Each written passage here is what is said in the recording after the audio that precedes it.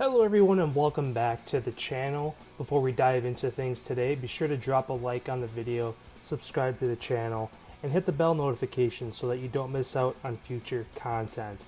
I appreciate you guys. Let's jump into it. So starting things off here is my full kilo loadout. I'm going to go into each attachment here, and one thing I kind of forgot getting used to some of the Vanguard weapons is only having 5 attachment slots on the old Modern Warfare weapons. So again, here's the kilo. Let's jump into each attachment. Starting things out here, we have the monolithic suppressor. Always a good option with your sound suppression and adding a little range to your weapon. It's really going to be between this and the muzzle brake. For those who like to run Rebirth and Fortune's Keep, some might want to run the muzzle brake because the sound suppression on a smaller map really isn't going to give you too much of an advantage just with the chaos of the whole game. So, but nonetheless, I still give monolithic suppressor the upper hand.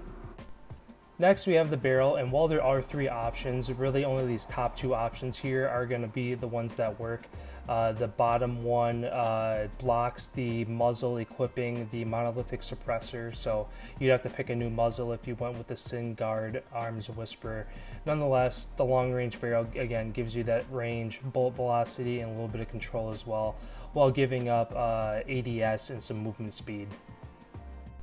Going into the optic here, this one is probably the most interchangeable, just goes really off of personal preference, which for me is the VLK 3.0 optic.